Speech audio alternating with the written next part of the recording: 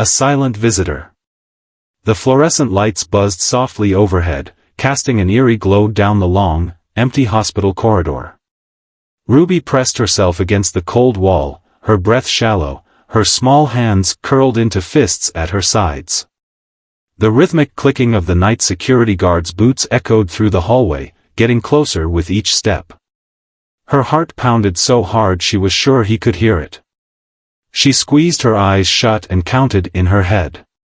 5 steps, 4, 3, 2, 1. Just as expected, the guard stopped at the end of the corridor. She could almost hear the sigh of boredom as he turned left, away from where she stood hidden in the shadows. Ruby exhaled slowly, only allowing herself to move once the sound of his footsteps faded into the distance. She had memorized his routine, every turn, every pause, every small habit. Because if she got caught, everything would fall apart.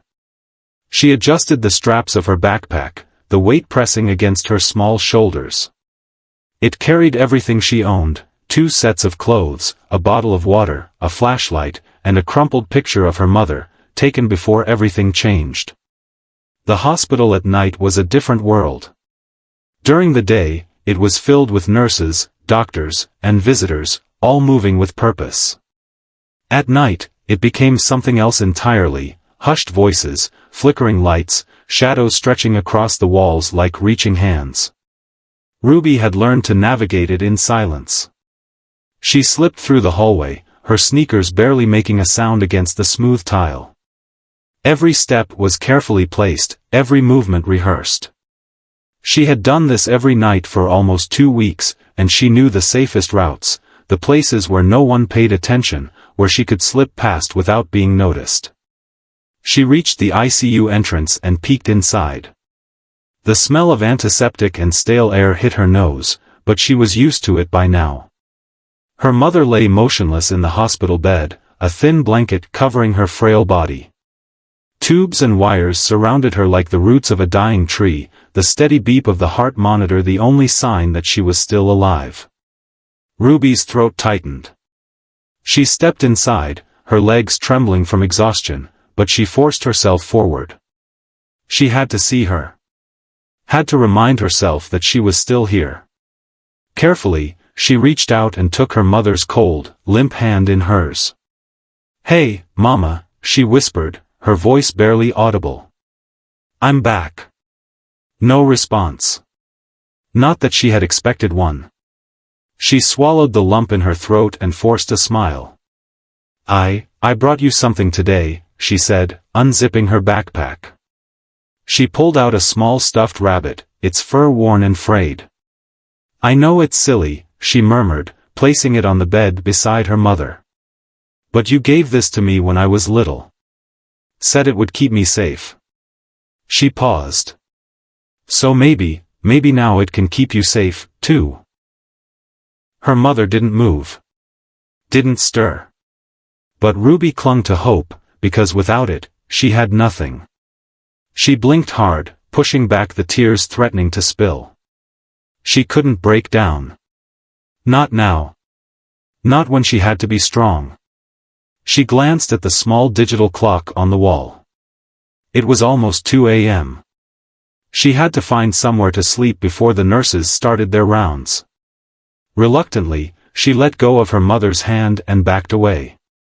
"I'll be back tomorrow," she whispered. "I promise." She turned and left the room, her footsteps light as she made her way to her usual hiding spot, a small storage closet at the far end of the hospital. It wasn't much, but it was safe. She curled up in the corner, using her backpack as a pillow. As she closed her eyes, exhaustion finally pulling her under, one thought haunted her mind. What if Mama never wakes up? She didn't have an answer. But she knew one thing for sure. She couldn't let anyone find out she was here. Because if they did, she would lose everything. The hunger and the hope. Ruby woke up to the distant hum of medical machines and the occasional soft murmur of voices. For a brief moment, she forgot where she was. Then the cold of the tile beneath her, the stiffness in her back, and the faint smell of disinfectant brought reality crashing down. She was still in the hospital. Still hiding. Her stomach growled angrily, reminding her that she hadn't eaten since yesterday morning. She sat up slowly, wincing as she stretched her sore limbs. The storage closet she had claimed as her own was barely big enough to lie down in. It smelled faintly of cleaning supplies, but it was safe, hidden from wandering nurses and the ever-watchful security guards. She pressed her ear against the door, listening. The hallway outside was alive now. Footsteps. The squeak of carts being wheeled to patient rooms. The occasional beeping of monitors. It was morning. Time to move. Ruby adjusted her backpack and cracked the door open, peering into the hallway. The nurses were busy checking on patients, their backs turned as they focused on their morning rounds. She knew she had about 15 minutes before one of them came to check on the ICU patients. 15 minutes to see her mother. She slipped out of the closet, walking with quiet confidence, like she belonged here. That was the trick. If you looked like you were supposed to be somewhere, people didn't ask questions. Her mother's room was just down the hall. As she reached the door, she hesitated. She hated this moment. The moment right before she saw her mom, because deep down, she always feared the worst, that this would be the day the machines had stopped, that the steady beeping of the heart monitor would be replaced with silence. She swallowed hard and stepped inside. Her mother was still there. Still breathing. But still unconscious. A nurse was adjusting the 4-line, her movements quick and precise. Ruby froze, unsure of what to do. Usually, she avoided the nurses entirely, waiting until they left before sneaking in. But before she could retreat, the woman turned and spotted her. "Oh." The nurse blinked in surprise. "I didn't see you there." Ruby's heart raced, but she forced herself to stay calm. "Sorry," she mumbled. "I just wanted to see my mom." The nurse's face softened. "Are you her daughter?" Ruby nodded. "I thought I'd seen you before." The nurse offered a small smile. "You're very brave, you know that?" Ruby didn't answer. She wasn't brave. She was just surviving. The nurse sighed, glancing at Ruby's mother. "There hasn't been much change," she said gently. "But she's stable." "That's a good sign." Ruby bit her lip. She hated those words. No change. Stable. They weren't hopeful. They weren't promising. They just meant waiting. "Do you have someone looking after you?" the nurse asked suddenly. Ruby's stomach clenched. She knew she had to be careful. One wrong answer, and everything could come crashing down. "Yes," she lied quickly. "I'm staying with my aunt. She drops me off in the mornings." The nurse studied her for a moment, then nodded. "That's good. You need to take care of yourself too, sweetheart." She finished adjusting the 4 and patted Ruby's shoulder before leaving the room. Ruby exhaled, relief washing over her. That was close. She sat down beside her mother and took her hand. "Morning, Mama," she whispered. No response. She swallowed against the lump in her throat.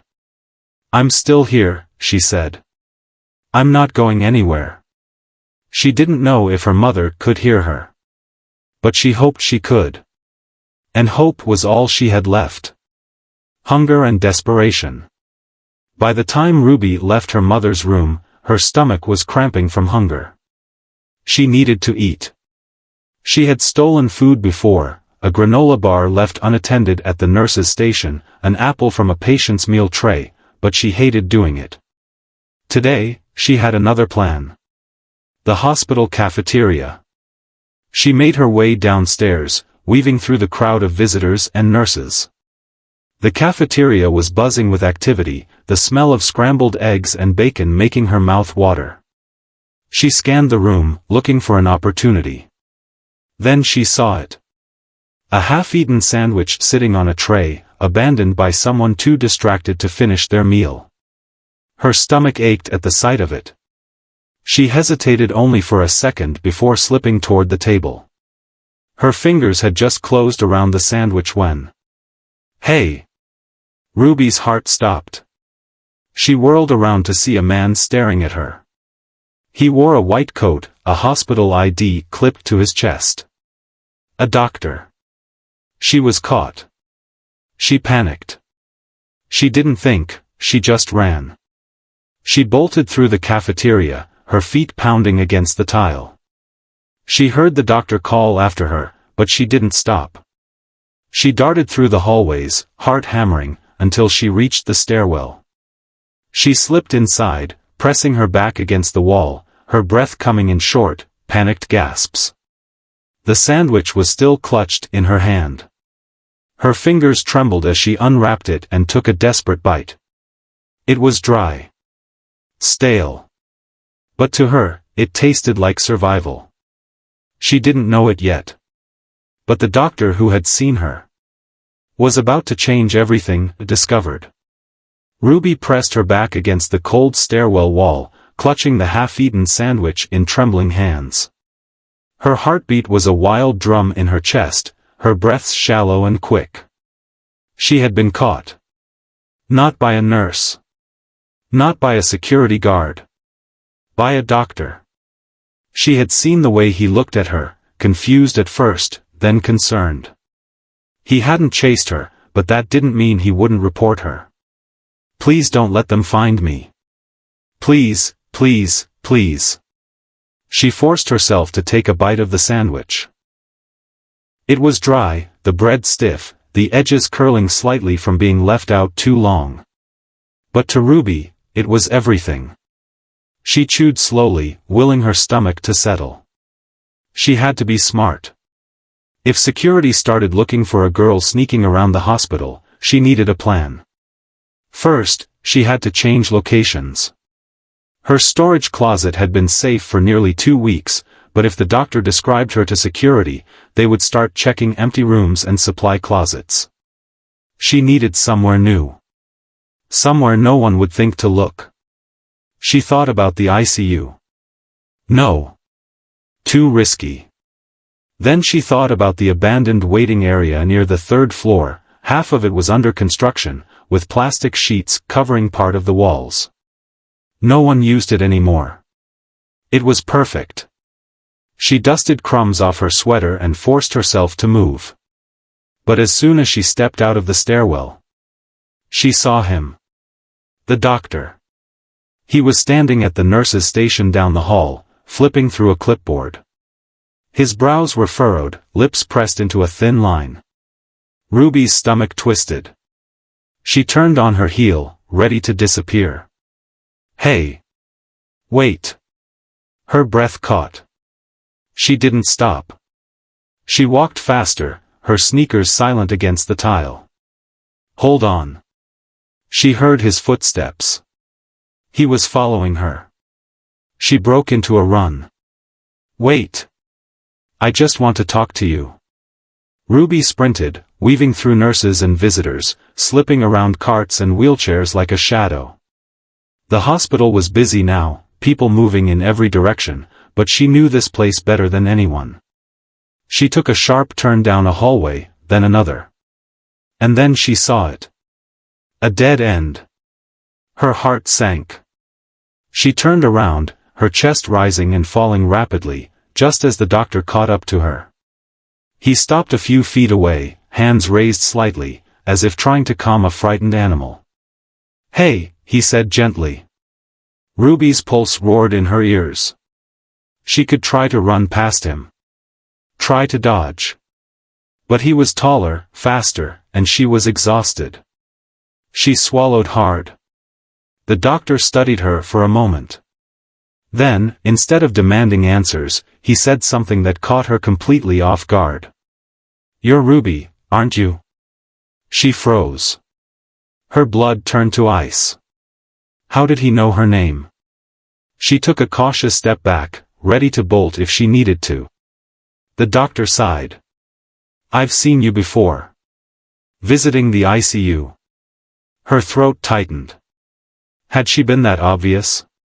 She thought she had been so careful. I'm Dr. Carter, he said, keeping his voice low and calm. I work in the ICU. Your mom is one of my patients. Ruby clenched her fists. I know you don't want to talk to me, he continued. But I need to ask you something. She stayed silent. Where are you staying? She felt a sharp jolt of fear in her chest. She couldn't answer that. If she told the truth, they would take her away. If she lied, he might figure it out anyway. Her voice cracked. She didn't know what to say. Dr. Carter sighed and ran a hand through his short, dark hair. Listen. I'm not trying to get you in trouble. I just want to help. She shook her head. She couldn't trust him. She had learned a long time ago that trusting adults only led to disappointment. I don't need help, she muttered. Dr. Carter studied her for a long moment, then spoke carefully. Okay, he said. Then answer me this, when's the last time you had a real meal? Her stomach twisted. She looked down, suddenly very interested in the scuffed tips of her sneakers. That's what I thought, he said softly. She hated this. Hated that he was looking at her like that, with pity. I can get you food, he said. A real meal. No tricks. No security. Just food. Ruby's heart ached with longing. But she knew better. Nothing in life was free. She lifted her chin. Why would you do that? She asked suspiciously. Dr. Carter hesitated. Then he said, because you remind me of someone I used to know. His voice was different now, softer. Like there was something painful hidden behind his words. For the first time, Ruby really looked at him. He wasn't that old, maybe in his early 30s. He had dark brown skin, kind eyes, and a tired expression, like he carried too much weight on his shoulders. She didn't know why, but something about him felt real. Genuine. And that scared her even more. I can't, she whispered, stepping back. Dr. Carter's expression didn't change. He just nodded, as if he had expected her to refuse. All right, he said. I won't force you. Relief surged through her. But before she could turn to leave, he added, I'll leave something for you in the cafeteria. In case you change your mind. Her stomach twisted painfully. She wanted to refuse. Wanted to tell him that she didn't need his help, that she could take care of herself. But she didn't say anything. She just turned and ran. A choice to make. That night, Ruby sat in the abandoned waiting area, knees pulled to her chest. Dr. Carter's words haunted her. I'll leave something for you in the cafeteria. Her stomach hurt from hunger. She could survive another night without food. She had done it before. But the thought of warm, real food, something not stolen or left behind, was too much to ignore. She had a choice to make. And for the first time in a long time. She wasn't sure what to do. A meal and a memory. Ruby sat in the dimly lit waiting area, her back against the cold wall. She had tried to ignore it. Tried to pretend her stomach wasn't aching, twisting in hunger. But the thought of that meal in the cafeteria gnawed at her like a whispered temptation she couldn't shake. She clenched her fists. Dr. Carter was a stranger. A doctor. An adult. Adults always had motives. Nothing was ever truly free. But her stomach betrayed her, grumbling loud enough that she winced. She bit her lip, debating. If this was a trick, if security was waiting, she'd be caught. But if he was telling the truth? Her fingers curled into the worn fabric of her hoodie. She had to be smart. She had to be careful. But most of all, she had to eat. The cafeteria encounter. She moved like a shadow. Even though the hospital bustled with nurses and late-night visitors, Ruby knew how to stay unseen. She slipped through the halls, her head down, her movements quick and deliberate. By the time she reached the cafeteria, she was holding her breath. She scanned the area. No security. No one looking for her. Then her eyes landed on a small brown paper bag sitting on the edge of a table near the window. No note. No name. Just sitting there. Her stomach tightened with a mix of anticipation and fear. She hesitated. What if it wasn't for her? What if this was some kind of test? But then she spotted something that made her heart pound. Beside the bag was a bottle of apple juice. The same kind she used to drink with her mom before everything went wrong. Her breath caught in her throat. She knew then. Dr. Carter had left it. She snatched the bag quickly, hugging it close to her chest, and hurried away before anyone could stop her. A taste of kindness. Ruby didn't eat in the cafeteria. She took her meal back to her hiding spot, the abandoned waiting room on the 3rd floor. Only when she was sure she was alone did she open the bag. Inside was a warm sandwich, a small container of soup, and a chocolate chip cookie.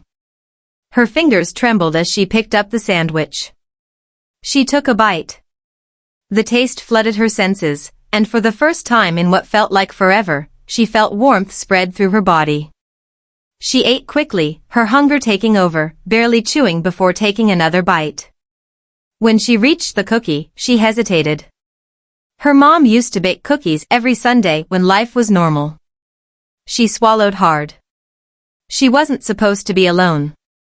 She wasn't supposed to be hiding in a hospital. Tears burned in her eyes, but she blinked them away. She finished her meal in silence. Then she whispered, "Thank you," even though no one could hear. A debt unpaid. The next day, Ruby watched from the shadows. Dr. Carter was making his rounds, his white coat crisp, his eyes focused. She didn't know why she was watching him. Maybe she was trying to figure him out. Why was he being nice to her? Why did he care? She had learned long ago that no one cared unless they had a reason. Did he feel sorry for her? Was this just some act of pity? She hated the idea of being a charity case. But then something happened that made her stomach drop. Dr. Carter stopped outside her mother's ICU room. He spoke with the nurse, nodding as he glanced at the monitors. Then, without warning, he turned and looked directly at where she was hiding. Her breath hitched. For a split second, she thought he had caught her. But then, he just smiled. Not a smirk. Not pity. A simple, warm smile. Then he walked away. Ruby didn't move for a long time. That night, she made a decision. An unexpected visitor. The hospital was quieter in the late hours. She crept toward Dr. Carter's office, heart pounding. It was risky. She had avoided direct contact with hospital staff for weeks, but something inside her told her she had to do this. She stood outside his door, fingers curling into fists. She could still leave. She could still disappear, like she always did. But instead, she took a deep breath. And knocked. There was a pause. Then, a soft, "Come in." Her stomach twisted. She pushed the door open. Dr. Carter looked up from his desk, surprised, but not shocked. "Ruby," he said simply. She swallowed hard. Her hands clenched at her sides. I wanted to say thank you," she mumbled, staring at the floor. For a moment, there was silence. Then Dr. Carter stood up. "You're welcome," he said, his voice gentle. Ruby shifted awkwardly. She had expected him to ask questions. To interrogate her. But he didn't. Instead, he reached into a drawer, pulled out another brown paper bag, and placed it on the desk. "You hungry?" he asked. She hesitated. Then, finally, she nodded. A new beginning? That night, As Ruby ate her second meal in Dr. Carter's office, something changed. She still didn't trust him. Not completely. But for the first time in a long time. She felt like maybe, just maybe, she wasn't as alone as she thought. And that terrified her more than anything. Because hope? Hope was dangerous, the fight for Ruby's future. A promise in the dark. Dr. Carter kept his steps slow as he guided Ruby down the quiet hallway, away from the CPS workers' gaze. He could feel the tension radiating from her small frame, her fingers twitching at her sides, ready to bolt. She didn't trust him yet. Not completely. But she hadn't run. That was something. He led her back to his office, closing the door softly behind them. The overhead light flickered slightly, casting a dim glow over the room. Ruby stood near the door, her arms wrapped tightly around herself, her eyes flicking to the window like a trapped animal searching for an exit. "Ruby, Dr. Carter said gently, leaning against his desk. She didn't respond.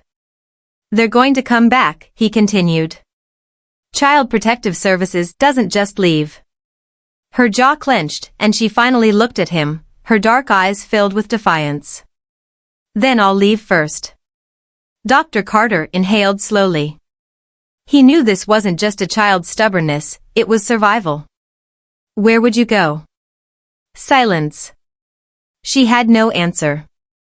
Because she had nowhere. He already knew that. And so did she. "I know you don't trust me," he said carefully. "But if you run now, they will find you. And when they do, you won't get to make a choice about what happens next." She stiffened. "They'll take you into the system," he continued. "And you'll be placed somewhere far away from here. Somewhere your mom can't find you when she wakes up." Her breath hitched, just slightly. A crack in the armor. She wouldn't admit it, but that was her greatest fear. Losing the chance to be there when her mother opened her eyes. "What do you want, Ruby?" Dr. Carter asked softly. She swallowed hard.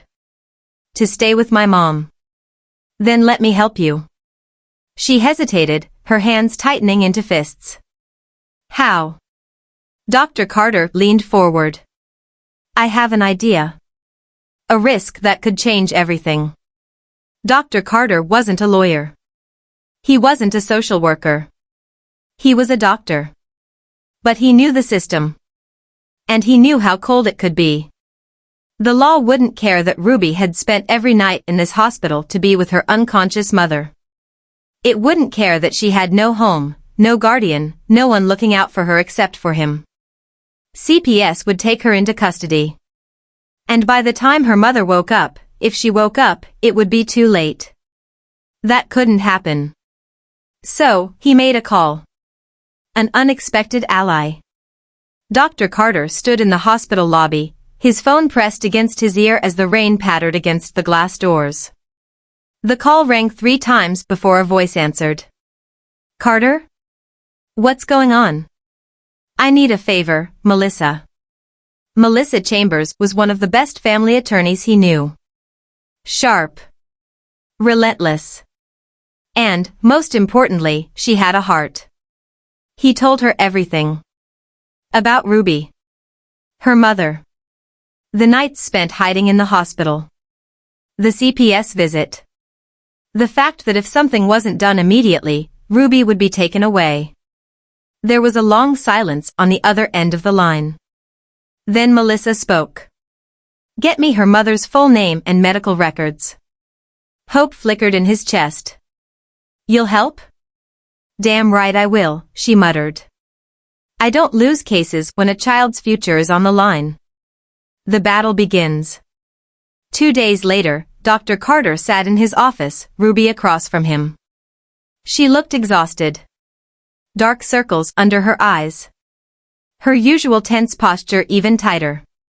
She was waiting for bad news. Bracing for it. Instead, he gave her hope. "I spoke with a lawyer," he said. "She's filing for an emergency temporary guardianship order." Ruby blinked. "What?" If it goes through, he explained, you won't be taken by CPS. You'll be allowed to stay until your mother wakes up. Her lips parted slightly. You mean I wouldn't have to run? You wouldn't have to run. Her shoulders slumped, like she had been carrying a weight for far too long. But then, her face hardened. Her jaw clenched. People don't help for free, she said quietly. Dr. Carter sighed. You're right. Her eyes narrowed. He leaned forward, resting his elbows on the desk. I want you to promise me something. She stiffened. What? If this works, if you get to stay. I want you to go back to school. Her fingers gripped the armrest. I don't. You don't have to say yes right now, he interrupted gently. Just think about it. Silence. Then, finally, she gave a small, hesitant nod. A miracle in room 307. 2 weeks later, it happened. The machines beeped. The monitors flickered. And Ruby's mother, motionless for so long, opened her eyes. Ruby was in the room before the nurses could stop her, her breath ragged, her hands trembling. Her mother blinked slowly, disoriented, her gaze fluttering across the room before landing on her. Ruby? The sound of her name, spoken in her mother's voice, shattered her. A sob broke free from her chest as she rushed to the bed, grabbing her mother's hand like it was the only thing keeping her tethered to the world. Tears slipped down her cheeks. I thought you weren't gonna wake up, she choked out. Her mother's fingers squeezed hers weakly. I told you, baby, she murmured, her voice hoarse. I'm not going anywhere. A home of her own. The court ruling came a few days later. Melissa had done the impossible. Not only did the judge grant temporary guardianship to Dr. Carter while Ruby's mother recovered, but he also prevented CPS from interfering. It was over. Ruby wasn't going anywhere. She had a place to stay.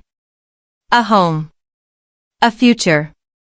And when Dr. Carter asked her, gently, without pressure, if she had thought about her promise, she looked up at him, smiled, and said, I think I'm ready to go back to school. The girl who refused to be invisible. For so long, Ruby had been a shadow. Unseen. Unnoticed. But not anymore. Now, she had people who saw her. A mother who fought to live for her. A doctor who had refused to give up on her. And a future waiting for her, brighter than she had ever imagined. She wasn't just surviving anymore. She was living. And for the first time in forever, that didn't scare her at all.